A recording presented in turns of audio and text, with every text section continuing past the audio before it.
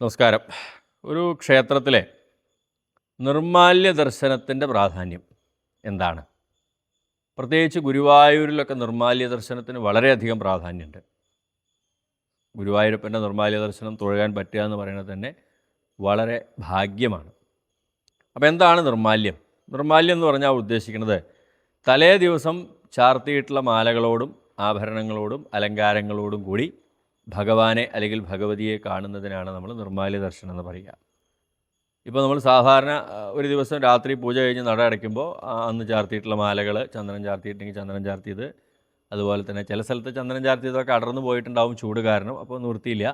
അതുപോലെ തന്നെ ആഭരണങ്ങൾ പല ക്ഷേത്രങ്ങളിൽ എടുത്തു വയ്ക്കും, അതും പ്രത്യേകം ശ്രദ്ധിക്കുക. ആഭരണങ്ങൾ ഒരുവിധം സ്വർണ്ണാഭരണങ്ങളാണെങ്കിൽ ഒരുവിധം ക്ഷേത്രങ്ങളിൽ അത് നട അടയ്ക്കുന്ന സമയത്ത് എടുത്തു വയ്ക്കും. നമ്മൾ നട തുറക്കുമ്പോൾ സ്വർണ്ണാഭരണങ്ങൾ സാധാരണ ഉണ്ടാവാറില്ല.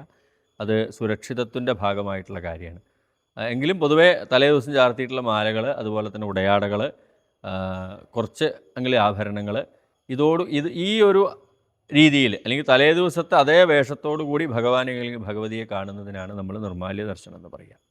ഈ നിർമ്മാല്യ ദർശനത്തിൻ്റെ പ്രാധാന്യം എന്താണെന്ന് വെച്ചാൽ, നമ്മൾ നട അടച്ചു കഴിഞ്ഞാൽ ആ ക്ഷേത്രത്തിലെ ദേവന്മാർ വന്ന് പൂജിക്കുന്നു എന്നാണ് സങ്കല്പം. ദേവലോകത്തിൽ നിന്ന് ദേവന്മാർ വന്ന് ആ ദേവനെ അല്ലെങ്കിൽ ദേവിയെ പൂജിക്കുന്നു എന്നാണ് സങ്കല്പം.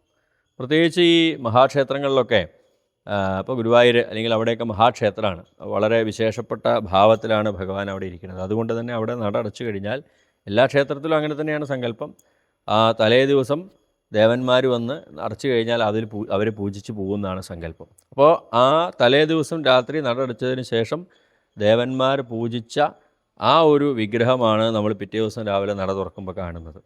അപ്പോൾ അത് സാധാരണ ദർശനത്തിൻ്റെ ഇരട്ടി ഫലം കിട്ടുന്നതാണ് ആ സമയത്ത്. കാരണം ദേവന്മാർ പൂജിച്ച് ആ ദേവന്മാരുടെയും കൂടി ചൈതന്യം അല്ലെങ്കിൽ ആ ദേവന്മാരെ കൂടി പൂജിക്കാൻ ഉള്ള അവസരം കിട്ടിയിട്ടുള്ള ഭാവത്തിലാണ് ആ ദേവി അവിടെ ഇരിക്കുന്നത്. അപ്പോൾ അതുകൊണ്ട് തന്നെ ആ ദേവന്മാർ പൂജിച്ച ആ വിഗ്രഹം നമ്മൾ നട തുറന്ന ഉടനെ കാണുന്നത് സാധാരണ തൊഴുന്നതിൻ്റെ ഇരട്ടി ഫലം കിട്ടുന്നതാണ് വിശ്വാസം.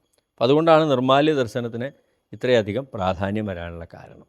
അപ്പോൾ ആ നട തുറന്ന സമയത്ത് തൊഴാൻ കഴിയുന്നതിനാണ് നമ്മൾ നിർമ്മാല്യ ദർശനം എന്ന് പറയുന്നത്. ചില അമ്പലങ്ങളിൽ, ഇപ്പോൾ തൃച്ചംബരം ക്ഷേത്രത്തിൽ, കണ്ണൂർ ജില്ലയിൽ, അവിടെ നിർമ്മാല്യ ദർശനം ഇല്ല. അവിടെ അതിന് ചില കഥകളുണ്ട്. അവിടെ ഭഗവാൻ വളരെ വിശന്ന് നിൽക്കുന്ന ഭാവത്തിലാണ്.